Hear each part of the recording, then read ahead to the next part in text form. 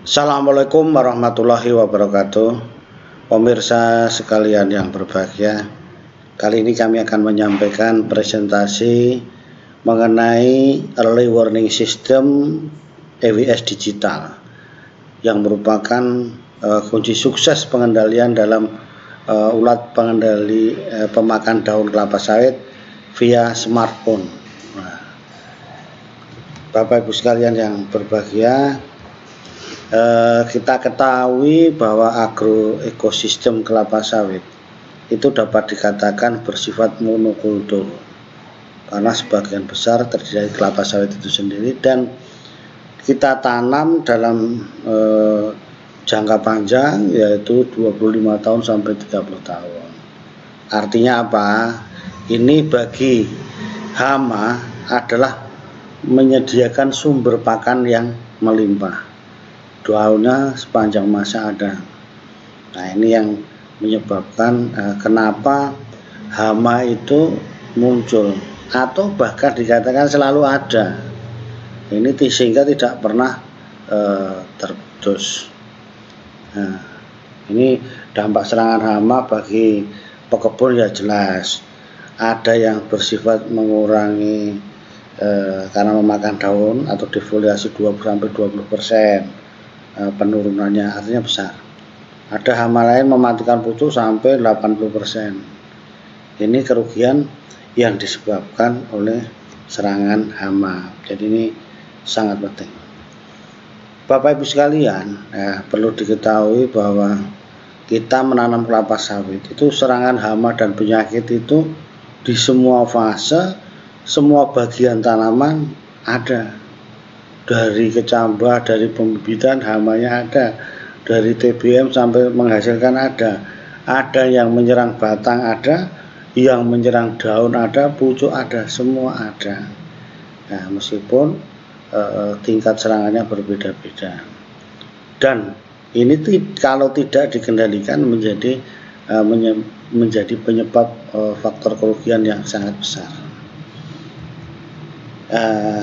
Kali ini kita akan membahas hama tradisional yang selalu muncul, yaitu salah satunya ulat pemakan daun kelapa sawit yang terdiri dari ulat api, nanti udah ulat kantong dan ulat bulu.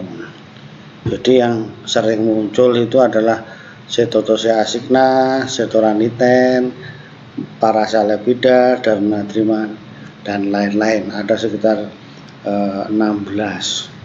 Kemudian ulat kantong, ada yang ulat kantong Metissaplana, Mahasina corbeti yang besar-besar, kemudian Pteroma pendula yang lebih kecil lagi, dan Clania tertia. Ini mohon maaf, ini salah, Clania tertia. Ini ulat bulu, ada Dasyicera medusa, ada Psidiorhizia desmirdesenoni, Amantusia. Ini ulat bulu. Kemudian selanjutnya cara pengendaliannya bagaimana?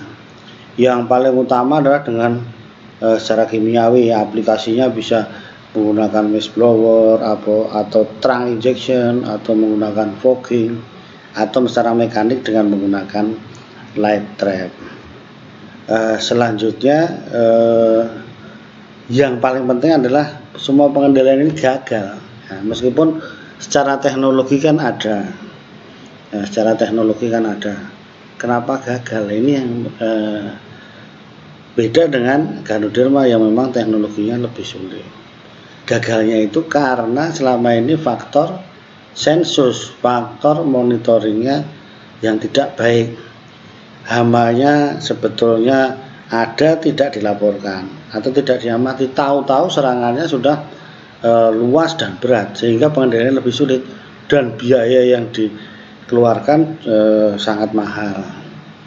Nah, ini faktor kegagalan. Oleh karena itu kami mempunyai ide untuk menjembatani itu sehingga nanti pengendalian menjadi sukses, pengendalian menjadi akurat, dan kita suggestionnya itu terencana. Nah, sekarang kita berdasarkan dari siklus biologi ulat pemakan daun kelapa sawit tersebut. Dan ini menjadi real time yang bisa diawasi oleh manajemen, top manajemen yang di atas, sehingga bisa akurat dan bisa dipantau. Nah, ini yang kelebihan dengan menggunakan EWS digital. Jadi Bapak Ibu sekalian, EWS ini itu dibagi menjadi 4 level, yaitu level pertama adalah admin. Nah, ini tugasnya adalah membuat operator, dalam hal ini kebun. Kemudian level berikutnya supervisor maupun monitor, ini tugasnya admin. Jadi admin nanti kan membagikan ke orang-orang operator atau supervisor atau monitor. Ini yang pemegang kendalinya, dan ini merupakan aplikasi tersendiri. Nah, itu beda. Kemudian level berikutnya operator atau kebun, yang ada di kebun yang tugasnya mengawasi. Jadi ini aplikasinya sendiri. Setelah diberikan dari admin, nanti dia membetulkan apa luas kebunnya atau namanya, ada tugasnya hanya melakukan pengamatan. Nah, pengamatan sudah di set, jenis ulat apinya apa, populasinya berapa, stadianya apa. Nah, ini kemudian level berikutnya adalah supervisor. Nah, supervisor ini memberikan validasi pekerjaan. Nah, setelah ketemu fase ulat apinya, selanjutnya itu dilakukan saran-saran pengendalian, misalnya persiapan alat dan bahan, evaluasi atau pengendalian pertama, evaluasi pengendalian kedua, dan sebagainya. Pekerjaan ini apakah sudah dikerjakan atau belum, ini adalah supervisor tugasnya. Dia mencentang hijau misalnya sudah dikerjakan, begitu. Kemudian yang terakhir adalah keempat, monitor. Jadi ini kan untuk top manajemen atau yang lain bisa kita berikan aplikasinya ini seperti admin juga, tapi ini dibagi dua sebetulnya. Itu bisa melihat, memantau hamanya itu per kebun secara real time, dan dia ada di running text. Nah, inilah struktur dari EWS digital tersebut. Jadi kan kita bahas. Jadi ini tampilannya, ini Android ya. Ini adalah untuk setelah diberikan oleh admin mempunyai aplikasi, ini tampilannya. Ini operator atau di kebun. Nah, jadi ini ada kebun, tadi ada isinya, kemudian ada laporannya, itu muncul seperti nanti bisa kita lihat. Dan tugas utama adalah pengamatan. Pengamatan ini kalau kita klik, tanggal pengamatan muncul, kita ini divisi atau afdeling berapa, blok berapa, dan luas serangannya berapa, ini penting. Nah, ini kan kemudian diklik jenis UPDK-nya apa, ulat api atau ulat kantong.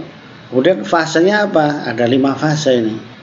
Jadi ada ngangatnya, kemudian telurnya, larva muda, larva dewasa, larva tua.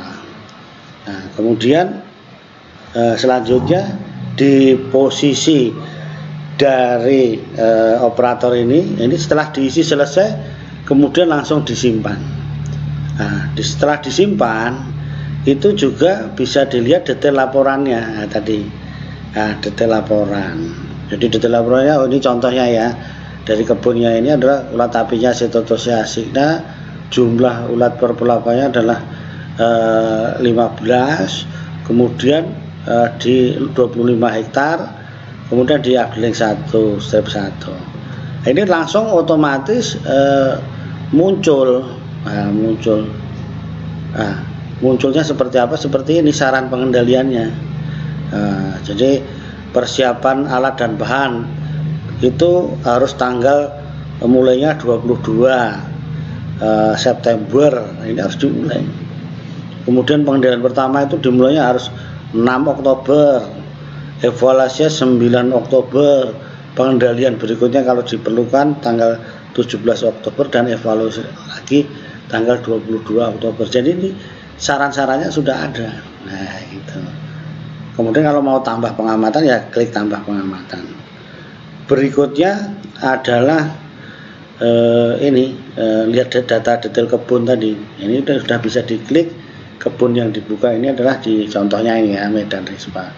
Jadi ini lokasinya, halaman lengkap, luasnya, tahun tanam, umur tanam, jumlah tanamannya berapa, datanya secara lengkap ada. Ini dari sisi operator. Nah, kemudian ini dari sisi admin, supervisor maupun monitor seperti ini tampilannya di HP Androidnya. Jadi ini di atas ini adalah running text yang jalan di semua kebun, dan itu akan mencantumkan jenis ulat kantongnya atau ulat apinya apa, running textnya berjalan, jumlahnya berapa. Dan ini untuk filtering juga nampak, bisa dipilih daerahnya saja juga bisa, atau semua ini.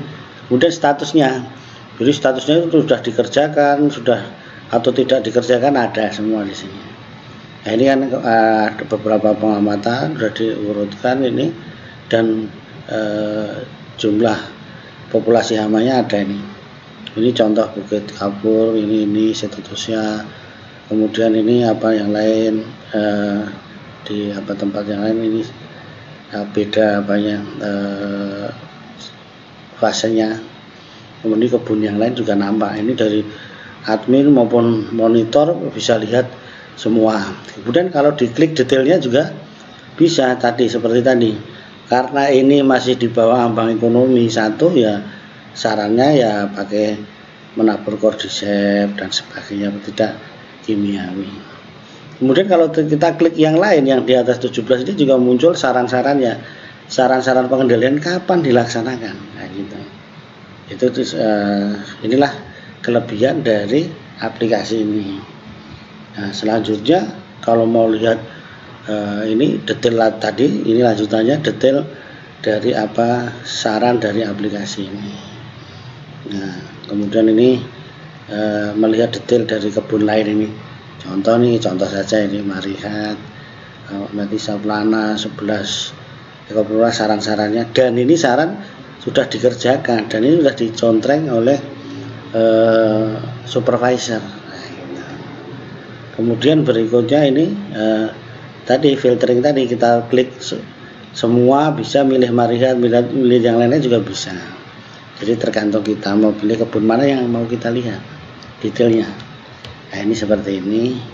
Kemudian di dalam ini juga di atas ini ada 3 strip ini akan menampilkan menu-menu yang lain.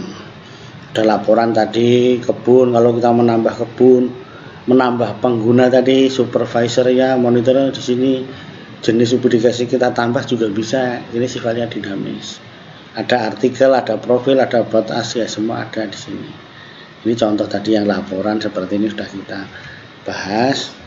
Ini selanjutnya kalau kita mau tambah kebun juga bisa, tambah kebun. Ini sementara ini ada 3, kita tambah bisa. Nah, tambah kebun itu ya nulis lagi nama kebun, lokasi, alamat, luas, umur tanaman, data operator dan sebagainya. Nanti kita send lewat WA, kita akan aktif lagi. Kemudian kalau kita mau lihat penggunanya, ini saya tahu mana operator yang aktif dan tidak aktif pun bisa dilihat. Nah, kami bisa nambahkan tambah penggunanya. Selanjutnya jenis UPDKS pun bisa kita tambah, bisa kita tulis. Kemudian kalau salah ketik pun bisa kita ubah. Nah, jadi ini kita tambah ulat api, ulat kantung, ulat bulu pun bisa. Bahkan ini bisa dilihat untuk keperluan yang lain, nanti ditambah Orites misalnya, itu bisa, tapi sistemnya nanti untuk versi berikutnya. Ini kalau nambah jenis ulat api juga bisa. Ini nambah tadi ya, itu caranya seperti ini ya, menambah jenis UPDKS-nya. Selanjutnya juga kita menyediakan informasi untuk belajarnya di sini. Early warning sistemnya itu apa? Nah, kemudian macam-macam teorinya, jenis-jenis nama hamanya dan sebagainya.